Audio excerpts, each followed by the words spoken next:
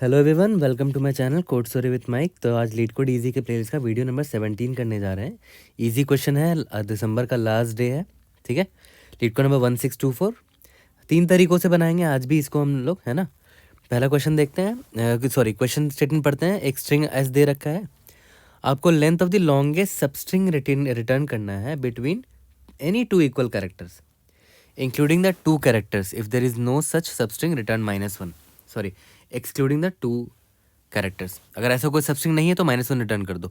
ठीक है, एग्जाम्पल देखते हैं। ये क्या बोलना चाह रहा है कि कोई भी 2 इक्वल कैरेक्टर हो, जैसे मान लेते हैं ये इक्वल कैरेक्टर, ये इक्वल कैरेक्टर, इसके बीच का लेंथ देखो तो कितना है, 3 है ना। तो आंसर देखो 3 है।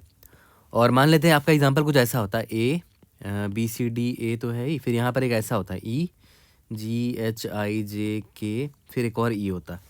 तो देखो, एक तो मुझे ये केस दिख रहा है, ए और ए इक्वल है और बीच में बी सी डी है, तो इसका लेंथ कितना है, 3 है। यहाँ पर देखो ई और ई इक्वल है, इसके बीच में देखो 5 लेंथ का कैरेक्टर स्ट्रिंग है, जी एच आई जे के, तो आंसर 5 होना चाहिए क्योंकि ये बड़ा है ना। मैक्सिमम आपको रिटर्न करना है ना, longest substring between 2 equal characters, है ना। और जो कैरेक्टर इक्वल है उसको एक्सक्लूड करना है, उसका लेंथ नहीं लेना है हमें, है ना। ठीक है, काफ़ी सिंपल अप्रोच प्रॉब्लम लग रहा है। इसको सॉल्व करते हैं। सबसे पहले ब्रूट फोर्स से बनाएंगे। तो ब्रूट फोर्स तो काफ़ी सिंपल है, मतलब आपका एक पॉइंटर यहाँ पर होगा आई, फिर आप ढूंढने निकल पड़ो कि कहाँ पर है भाई वो कैरेक्टर जो मेरे आई के बराबर हो। ठीक है, तो जे यहाँ से स्टार्ट करेंगे। क्या ये ith कैरेक्टर के बराबर है, नहीं। क्या ये ith कैरेक्टर के बराबर है, नहीं। क्या ये ith कैरेक्टर के बराबर है, नहीं। क्या ये ith कैरेक्टर के बराबर है, यस। ठीक है, तो जे और आई मतलब ये ए और ए बराबर है ना, तो जे और आई के बीच का दूरी कितना होगा, इंडेक्स लिखो 0 1 2 3 4। ठीक है, तो जे माइनस आई -1 होगा लेंथ इसके बीच का सबस्ट्रिंग का। देखो जे कितना है, 4 है, -0 -1, आंसर आ गया 3। ठीक है, तो लेंथ 3 है। तो काफ़ी सिंपल है। मतलब मैं क्या बोल रहा हूँ कि और इसी तरह सारे निकाल लेंगे, आई हर जगह भेज के देख लेंगे, i less than n, i plus plus. ठीक है, for j is equal to, देखो आई +1 से स्टार्ट करेंगे और ढूंढेंगे कि कौन सा ऐसा करेक्टर है जो ith करेक्टर के बराबर है। ठीक है, मतलब जैसे ही मुझे मिल गया कि एस ऑफ आई जो है बराबर है एस ऑफ जे के, तो मैं क्या करूँगा, एक रिजल्ट नाम का वेरिएबल ले लूँगा और उसको अपडेट करता चलूँगा, मैक्स रिजल्ट कॉमा जे माइनस आई -1। ठीक है, लास्ट में रिटर्न कर देंगे रिजल्ट को। ओके, तो काफ़ी सिंपल था ये अप्रोच, लेकिन इसका टाइम कॉम्प्लेक्सिटी देखो O ऑफ n² है, टाइम कॉम्प्लेक्सिटी है ना, एक यहाँ पर और एक यहाँ पर फॉर लूप है। और स्पेस कॉम्प्लेक्सिटी क्या होगा, O ऑफ 1, क्योंकि हमने कोई स्पेस यहाँ पर नहीं लिया है। ठीक है, तो क्वेश्चन काफ़ी सिंपल है। अब इसका दूसरा अप्रोच देख लेते हैं कि भाई आपको मतलब किस चीज़ से है। आपको मतलब इस चीज़ से है कि अगर मैंने कोई करेक्टर देखा है, मान लेते हैं यहाँ देखा है ए को, तो मुझे ये पता करना है कि इस ए को मैंने लास्ट टाइम कभी देखा था क्या।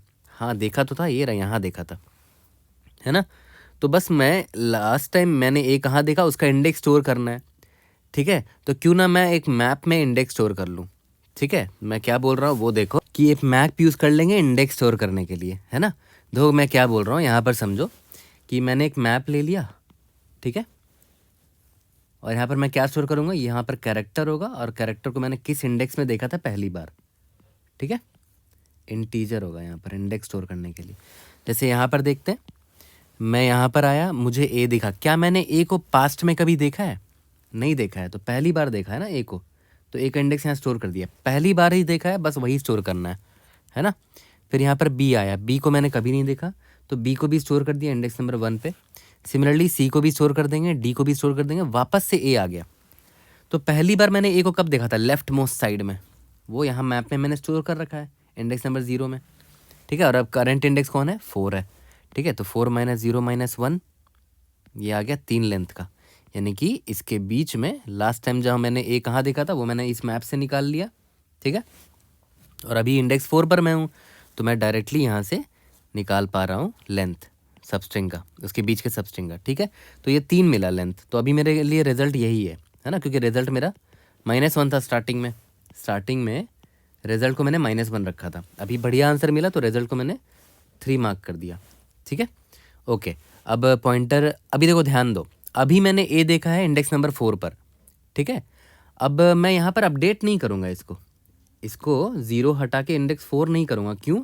क्योंकि अगर मान लेते हैं फ्यूचर में मुझे एक और ए मिल जाता है, देखो यहाँ मिल तो रहा है, तो ऑब्वियस सी बात है ये आप चाहोगे सबस्ट्रिंग या इतना बड़ा सबस्ट्रिंग चाहोगे, है ना? ऑब्वियस सी बात है आप ये वाला सबस्ट्रिंग चाहोगे इतना बड़ा, है ना? इसका मतलब क्या हुआ कि मुझे दोबारा जब ए दिखेगा ना, यहाँ पर ए जब दिखा तो मैंने इंडेक्स 4 यहाँ पर अपडेट नहीं किया, है ना? मैंने फर्स्ट टाइम जब ए पहली बार जब देखा था यहाँ देखा था, है ना? मैप में बस वही रहने दिया मैंने, इंडेक्स नंबर 0 ही देखो यहाँ पर, है ना?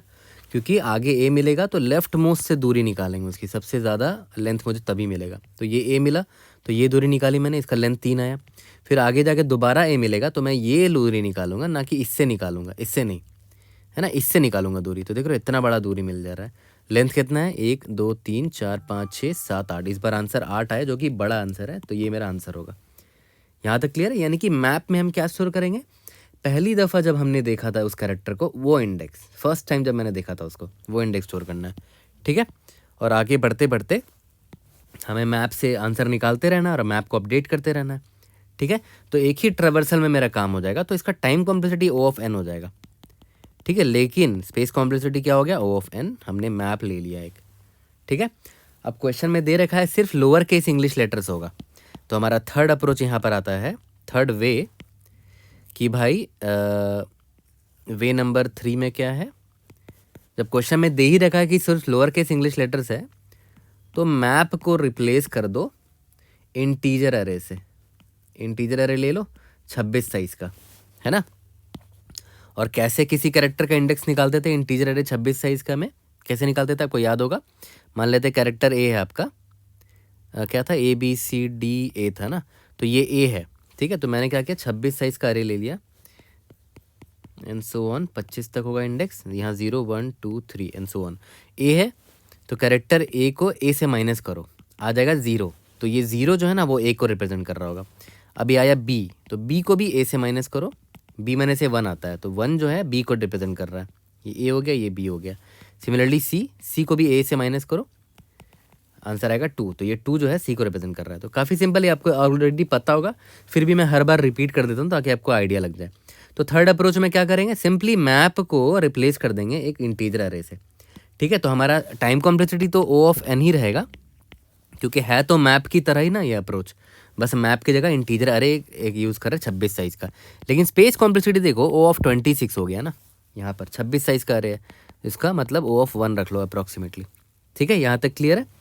तो देखा जाए तो अगर आप प्रैक्टिकली सोचो ना, तो मैप भी का भी साइज़ ना O ऑफ 26 ही होगा मैक्स टू मैक्स, है ना? O ऑफ 26 ही होगा मैक्स टू मैक्स, क्योंकि 26 ही लोअर केस इंग्लिश लेटर्स ही सिर्फ है, तो यहाँ पर भी साइज़ O 26 होगा। बट स्टिल इंटीजर अरे से भी आप बना सकते हो, वो बस बताना चाह रहा था मैं। ओके, तो चलो तीनों अप्रोच से करते हैं। C++ से करेंगे कोड, और जावा में मैं आपको दिखा दूंगा कोड साथ ही साथ, ठीक है? चलो स्टार्ट करते हैं। चलो जल्दी से स्टार्ट करते हैं इसका कोड, है ना? और यहाँ पर ले लेते हैं सबसे पहले n = s डॉट लेंथ, और एक रिजल्ट नाम का वेरिएबल ले लेते हैं, इसको -1 रख लेते हैं अभी। For int i = 0, i is less than n, i plus plus. For int j = 0, sorry j = i plus 1, j less than n, j plus plus, ठीक है? और एक चीज़ ध्यान दो, जब i 0 है तो j i प्लस 1 से स्टार्ट हो रहा है, तो i को n-1 तक ही भेजना सही रहेगा ना, क्योंकि j क्या होगा? i plus 1। जैसे अगर मान लेते हैं i = n-2 हुआ, तो j क्या होगा? i प्लस 1, है ना? j कहाँ से स्टार्ट होगा? i plus 1। तो i की वैल्यू अगर n-2 है तो j कहाँ से स्टार्ट होगा? n-1 से, जो कि लास्ट इंडेक्स है ना? क्योंकि अगर i को n-1 तक भेजोगे, है ना, i जब n-1 तक भेजोगे इसको, तो j = i प्लस 1 क्या हो जाएगा? n हो जाएगा, जो कि आउट ऑफ बाउंड है एनीवेज। तो इसीलिए i को n-1 तक ही से कम तक भेजो, मतलब less than equal to n-2 रख दो, और j = i प्लस 1 है, वो लेस देन n तक जाएगा। यहाँ तक क्लियर है? ठीक है। अब बहुत सिंपल है कि अगर s ऑफ i के बराबर ये jth कैरेक्टर निकल गया, तो मुझे बस रिजल्ट निकाल लेना है, is equal to max of result comma j minus i minus 1, ठीक है? दूरी निकाल लिया, लास्ट में रिटर्न रिजल्ट कर देते हैं, सबमिट करके देखते हैं। We should be able to pass all the test cases. Constraint छोटा है, पास हो जाना चाहिए। इंडीड यस, दिसंबर का बैच भी हमें मिल गया है, जिन जिनको मिला सबको कॉन्ग्रेचुलेशन, जिनको नहीं मिला डोंट वरी, आप डेफिनेटली आगे और ट्राई करो, है ना। बैज बहुत इंपॉर्टेंट चीज़ भी नहीं है, बट एक आपको ये फीलिंग देता है कि आप कंसिस्टेंट रहे हो, है ना। उसकी एक तरह की मतलब एक तरह का रिवॉर्ड है आपके आपके कंसिस्टेंट रहने का, है ना। अब स्टार्ट करते हैं मैप के यूजिंग, मैप के through unordered map int sorry character comma int MP int result is equal to -1 for int I is equal to 0, I is less than n, I plus. ठीक है, अब देखना, ध्यान देना। सबसे पहले कैरेक्टर निकाल लो, character is equal to S of I, इस कैरेक्टर की बात हो रही है। अगर इफ़ मैप में वो कैरेक्टर है ही नहीं, मतलब पहली बार अभी मैं देख रहा हूँ उसको कैरेक्टर को, ठीक है, CH is equal to MP dot end हो गया, मतलब पहली बार देख रहा हूँ मैं अभी इस कैरेक्टर को, तो MP ऑफ CH में ये वाला इंडेक्स डाल दो, ठीक है, कि पहली बार मैंने इसको इस इंडेक्स में देखा। अगर देखा है ऑलरेडी तो max of result comma current index क्या है I, पहली बार मैंने कब देखा था वो मैप से निकाल लेंगे, CH -1, ठीक है, यहाँ तक क्लियर है। और लास्ट में बस रिटर्न रिजल्ट कर देना है, सबमिट करके देखते हैं। Let's see, unordered map, spelling wrong हो गया था, इंडीड यस, पास हो गया। अब आते हैं अपने लास्ट अप्रोच पे, यानी कि मैप को बस किससे रिप्लेस कर देना है, एक 26 साइज़ के एरे से, यानी कि वेक्टर ऑफ इंट ले लो, काउंट नाम रख देते हैं इसका, 26 साइज़ का, सबको -1 से इनिशियलाइज कर देते हैं अभी, ठीक है, यहाँ तक क्लियर है।